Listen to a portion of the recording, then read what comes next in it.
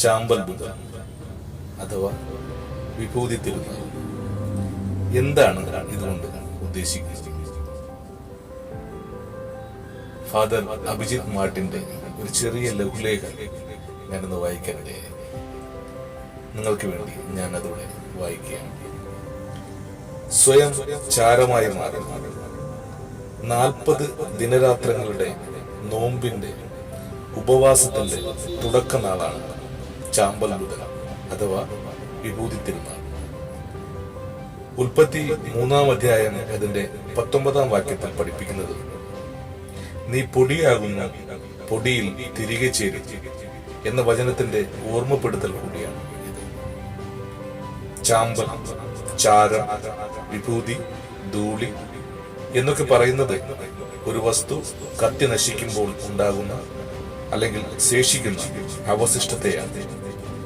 അല്ലെങ്കിൽ ഒരു ഖരവസ്തു ഒരു പ്രസ്തുത പ്രക്രിയയിലൂടെ കടന്ന് പൂർണ്ണമായി രൂപമാറ്റം സംഭവിക്കുന്ന ഒരു അവസ്ഥയാണ്.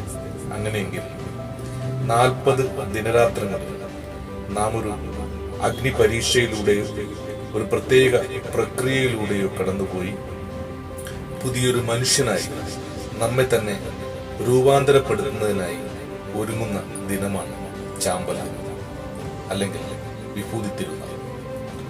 അഗ്നി എന്നത് പഞ്ചഭൂതങ്ങളിൽ വ്യത്യസ്തമായ ഒന്നാണ്.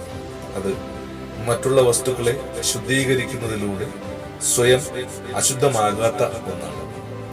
ആ അഗ്നി പരീക്ഷയിലൂടെ നാം കടന്നു പോകുമ്പോൾ പിതാവായ ദൈവത്തിന്റെ സ്നേഹത്തെ വെളിപ്പെടുത്തുന്നതിനായി നമ്മുടെ കർത്താവും രക്ഷിതാവുമായ ക്രിസ്തു യേശു ഏറ്റ കഷ്ടതകളുടെ കഠിന പീഡനങ്ങളുടെ അനുഭവത്തിലൂടെ നടന്ന് ക്രിസ്തുവിനോട് കൂടെ സഞ്ചരിച്ച് നമ്മുടെ പാപങ്ങളെ അനുതാപത്തോടും മാനസാന്തരത്തോടും ഉപവാസത്തോടും പ്രാർത്ഥനയോടും നന്മ പ്രവൃത്തികളോടും കൂടെ പുതുക്കി ദൈവത്തിന്റെ അടുക്കലേക്ക് വരുന്ന അനുഭവമാണ് നോമ്പ്. ആ നോമ്പിന്റെ നാളുകളെ എതിരേൽക്കുവാനായുള്ള ഒരുക്കമാണ് വിഭൂതി തിരുനാൾ. യഹൂദന്മാരും അനുതാപത്തിന്റെ അടയാളമായി ചാരം ഉപയോഗിച്ചിരുന്നതായി ബൈബിൾ നമ്മെ പഠിപ്പിക്കുന്നു. അങ്ങനെയെങ്കിൽ ശരിയായ അനുതാപത്തിന്റെ ആരംഭമാണ് വിഭൂതി തിരുനാൾ അഥവാ ചാമ്പൽ ബുധൻ.